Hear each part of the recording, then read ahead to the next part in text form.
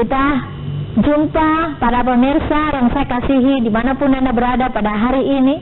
Kalau bersama dengan saya dalam acara Suara Kasih, Voice of Love, yang 30 menit akan menemani saudara. Khususnya pada hari ini kita memperingati hari kematian Yesus Kristus Tuhan kita di kayu salib. Saudara, suatu peristiwa yang terbesar yang Yesus pernah lakukan di muka bumi ini 2000 tahun yang silam adalah suatu peristiwa yang membawa kepada kita di mana kita berpengharapan mempunyai kehidupan yang kekal. Saudara, biarlah saudara dapat merasakan apa dampak yang Yesus pernah lakukan bagi kehidupan kita, khususnya iman rohani kita, saudara. Nah, marilah kita mengikuti sama-sama acara ini. Bersama dengan saya hari ini ada Bapak Dr. Andes Harimandai bersama dengan Ibu, yaitu Ibu Mercy Tato Kandau, sarjana hukum. Kita akan membicarakan bersama-sama seputar kematian Yesus Kristus, peristiwa penyaliban itu, apa yang telah terjadi pada dunia saat itu. Saudara, kalau saudara sungguh-sungguh percaya kepada Dia, maka Dia berjanji kepada kita bahwa kita tidak akan hidup binasa, tetapi kita besar di muka bumi ini untuk menebus dosa-dosa manusia. Hari ini Bapak, kalau mau melihat para pemirsa dimanapun mereka berada, mungkin mereka di dalam kesusahan hidup yang berat, atau dalam banyak masalah, mungkin sakit penyakit yang mereka derita. Bapak, sebelumnya biarlah menjamah kami satu persatu, Engkau yang akan memberkati kehidupan kami, Engkau angkat kami dari segala beban hidup yang terjadi hari ini. Biarlah firman yang akan kami sampaikan akan memberikan sesuatu yang baru di dalam kehidupannya. Kami hanya harapkan di dalam nama Tuhan Yesus Kristus kami bersyukur dan berdoa. Amin. Tuhan memiliki maksud tertentu menciptakan dunia ini. Dia menciptakan langit dan bumi untuk menyatakan kebesarannya, kemegahannya, dan kuasanya. Daud berkata bahwa langit menceritakan kemuliaannya dan cakrawala memberitakan kuasanya atau memberitakan keperkasaan tangannya atau perbuatan tangannya. Itu terdapat di dalam Mazmur 19 ayat 2. Saudara yang saya kasihi, dikatakan bahwa dengan memandang seluruh alam ini, maka kita akan melihat cakrawala yang begitu luas di dalam alam semesta ini dan keindahan tatanan alam, maka kita akan termanggu-manggu atau kita akan heran melihat bagaimana kebesaran Allah di dalam ciptaannya, yaitu Allah yang menciptakan segala sesuatu. Saudara yang saya kasihi, biarlah kita pun dapat merasakan sampai saat ini bahwa kebesaran Allah begitu luar biasa. Allah menciptakan langit dan bumi untuk apa? Karena Dia layak menerima pujian, hormat, dan kuasa itu kepada Dia. Semua unsur-unsur alam di muka bumi ini, batu, gunung, langit, matahari, tanaman, dan burung-burung yang berkicau, semua menyerukan pujian bagi Allah. Tapi tahukah saudara bahwa Allah sudah menginginkan pujian itu keluar dari mulut manusia yang masih bernafas. Oleh sebab itu Allah menciptakan manusia, tetapi manusia telah mendukakan hati Allah. Dikatakan bahwa Allah sangat berduka cita kepada manusia karena manusia bejat terhadap Allah. Sekalipun Mazmur berkata bahwa biarlah segala yang bernafas memuji Tuhan. Saudara tahu, manusia ciptaan pertama telah jatuh ke dalam dosa, sekali akan mati karena manusia pertama telah berdosa di hadapan Tuhan. Dan itu adalah sangat-sangat kita takuti bersama. Bukankah kenyataan hidup di dalam dunia ini bahwa manusia sangat takut memasuki kematian? Bagaimana kalau di hadapan kita mungkin ada saudara yang berkasih daripada Bapak Hari, di depan Bapak Hari melihat kalau mereka itu sudah mungkin kawat di hadapan Bapak, apa yang harus Bapak lakukan? Apakah Bapak biarkan saja atau mungkin ada tindakan yang terbaik untuk Bapak? Ya, benar. Terima kasih. Saya kira dengan karya kematian Yesus di kayu salib ini adalah menunjukkan bagaimana hukum kasih itu kita bisa terapkan, teristimewa kasih terhadap sesama manusia. Dengan saudara kita ataupun kerabat kita yang mengalami kesusahan dan perlu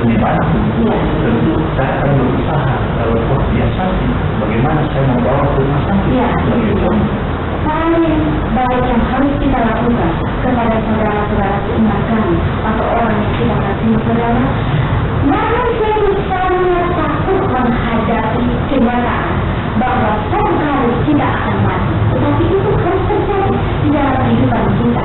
Kebejatan yang berikut yang terjadi yaitu kebejatan karena iri hati yang membuahkan pembunuhan. Saudara, Allah berkata kepada kita dalam firman-Nya pada waktu itu, Dia berkata bahwa dengan berpeluh engkau akan mencari tergantung di atas pohon. Pada waktu kita memetik dan menikmatinya, kadang-kadang apa yang kita dapati di dalam daripada buah itu penuh dengan ulat belulat sehingga kita tidak dapat menikmatinya. Itulah yang terjadi pada saat itu. Nah, kebejatan selanjutnya apalah yang terjadi? Dikatakan bahwa pada waktu manusia bertambah banyak di muka bumi ini, ya, pada waktu bertambah banyak dan dosa-dosa mereka pun bertambah besar di hadapan Allah. Allah melihat dosa manusia, hidup manusia yang begitu bejat. Mereka kawin mawin seenaknya. Mereka hidup di dalam dosa seks yang berlimpah, yang terus menerus dalam kehidupannya. Bisa kita bayangkan bagaimana Allah pada saat itu melihat manusia ciptaannya di muka bumi ini semuanya bejat di mata Tuhan. Sehingga Allah berkata bahwa menyesal aku menciptakan mereka. Bagaimana iluminasi kalau sebagai seorang ibu Anda melihat seorang anak Anda mungkin melakukan yang tidak Anda inginkan, bagaimana perasaan iluminasi pada saat itu? Terima kasih ini bahwa yang pasti sebagai seorang ibu maka yang akan terjadi itu kesedihan yang begitu luar biasa.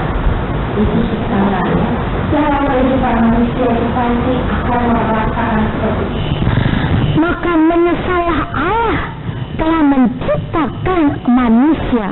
Dikatakan bahwa hatiku sangat pilu, saudara, sehingga ada di dalam firman Tuhan dalam Kejadian 6 ayat 7 berkata seperti ini, berfirmanlah Tuhan, aku akan menghapuskan manusia di muka bumi ini, baik manusia satu sama yang lainnya. Itulah kota Babel yang diruntuhkan oleh Tuhan, saudara, karena manusia mempunyai dosa kesombongan, dosa ingin menyamai Allah. Itulah kebejatan yang telah terjadi. Hal yang lain yaitu kota Sodom dan Gomora. Kota itu dikatakan bahwa kota ini bejat di mata Tuhan.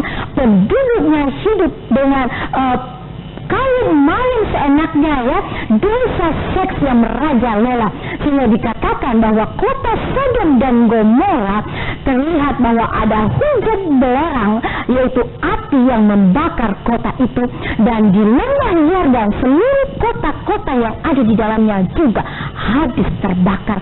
Pada waktu Abraham melihat kota Sodom dan Gomora dan lembah Yordan itu seperti asap yang membumbung tinggi naik ke langit, seperti asap yang keluar dari dapur peleburan. Saudara, begitu bejaknya manusia di mata Tuhan sehingga Allah begitu marah terhadap manusia.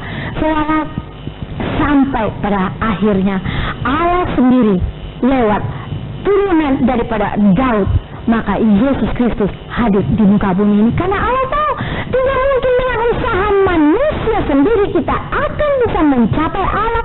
Dengan usaha perbuatan baik manusia sekalipun kita tidak bisa mencapai akan Allah. Karena apa? Karena antara manusia dan Allah ada suatu jurang pemisah yang begitu tak terseberangi. Karena dosa-dosa manusia yang telah menutupi daripada itu, saudara. Dengan usaha manusia tidak mungkin kita bisa berkenan kepada Allah. Dengan usaha apapun juga tidak mungkin kita akan sampai kepada Allah. Oleh sebab itu, sekalipun Dia begitu marah terhadap manusia, tetapi kasih-Nya sungguh luar biasa. Dia mengirimkan anaknya, yaitu Yesus Kristus, yang kita percaya kepada Dia maka hidup kita akan selamat. Itulah yang dilakukan Yesus selama di muka bumi ini. Dia menyampaikan karya-karya yang terbesar, dan Dia akan melakukan karya yang terbesar sesuai dengan Allah yang perintahkan kepada Dia. Saudara, dikatakan pada waktu Yesus memasuki masa penderitaan, ya, yaitu pada waktu Dia berdoa di Taman Getsemani, Dia berdoa sampai 3 kali kepada Bapa di surga. Dia berkata bahwa jikalau mungkin, lakukanlah cawan ini daripadaku, tapi kehendak-Mu yang jadi. Doa yang kedua, apa yang diutarakan Yesus? Jikalau tidak mungkin cawan ini lalu daripadaku, kecuali apabila aku meminumnya, kehendak-Mu yang jadi. Dan doa yang ketiga juga dia katakan bahwa doa yang sama yang dia sampaikan kepada Bapa.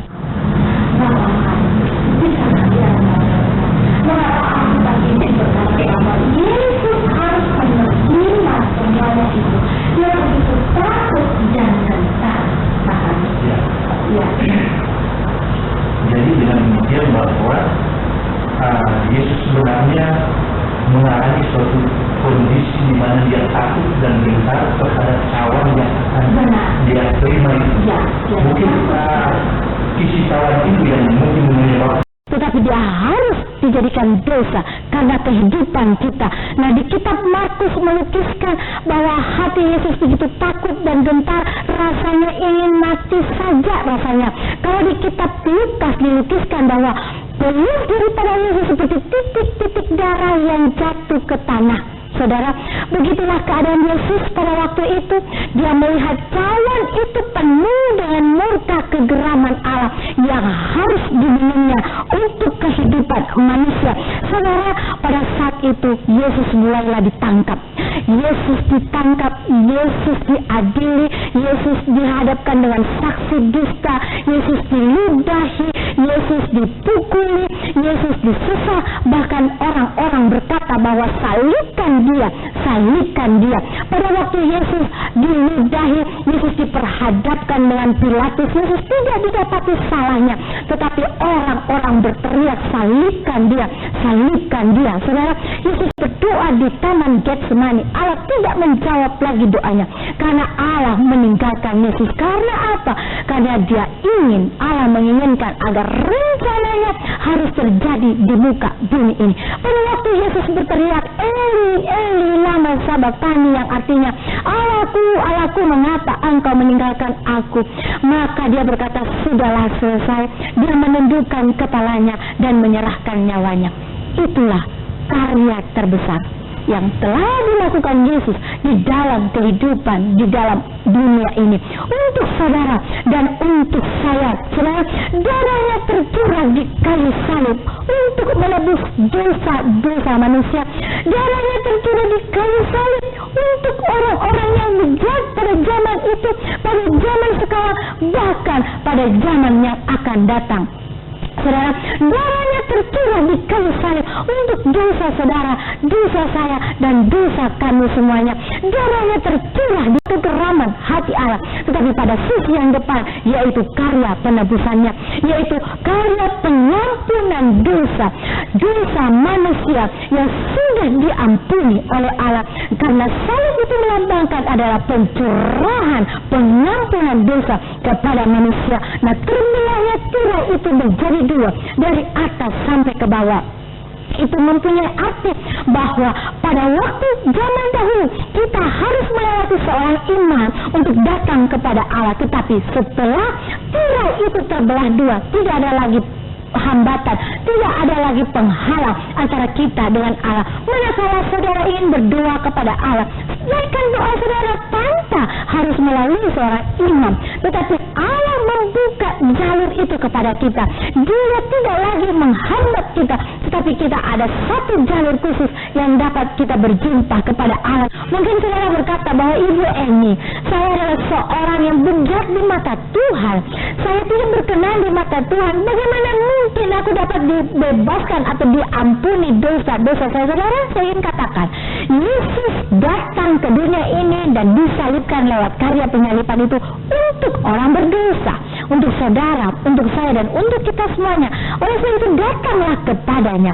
Biarlah saudara saudara datang berkata kepada dia, mengakui salah saudara atau dosa saudara, maka engkau akan lihat Yesus akan menolong saudara.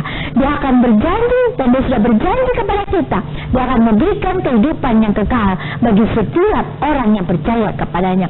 Mungkin Anda berkata kepada saya, Ibu Eni, saya adalah seorang yang sangat tidak layak untuk datang pergi beribadah ke gereja.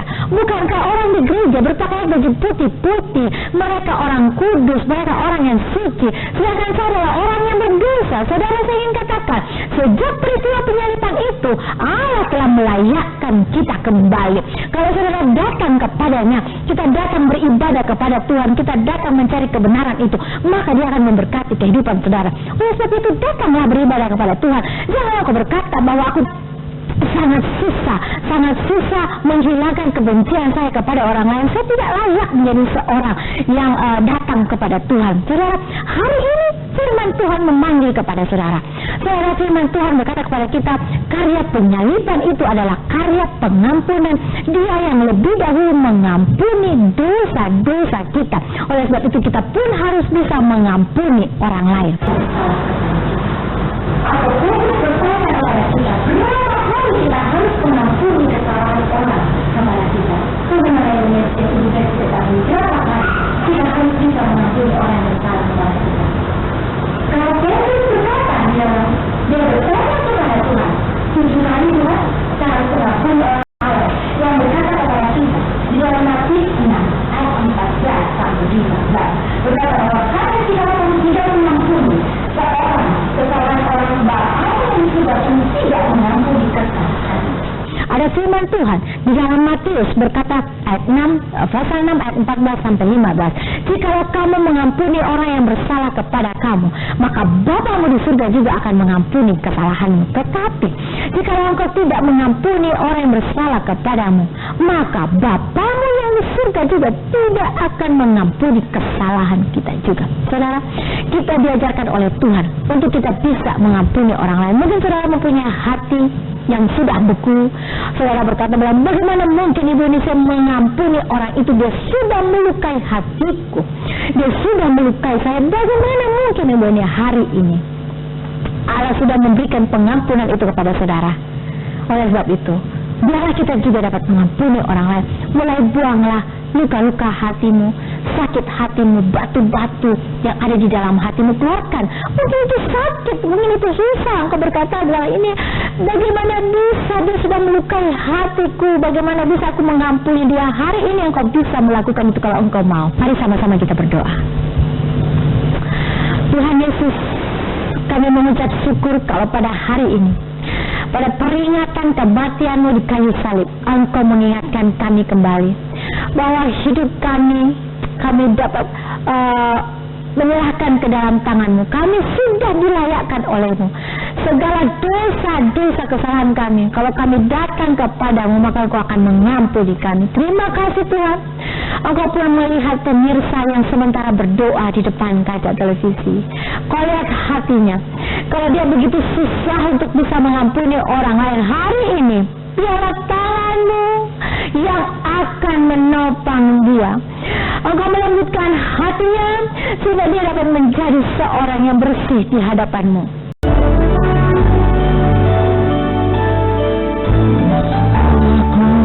Sungguh telah terbukti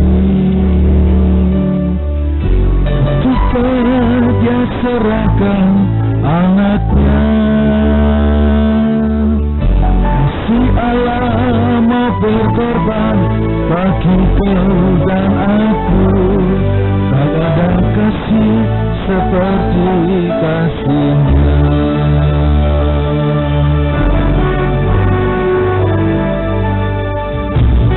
Allahku sungguh telah terbukti ketika Dia serahkan anaknya. Kasih Allah mau berkorban bagi kau dan aku. Tak ada kasih seperti kasih-Nya.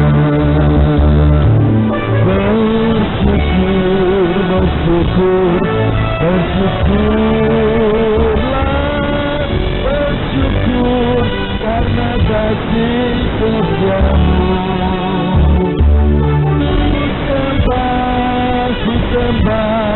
Ku sembah dan ku sembah selama hidupku.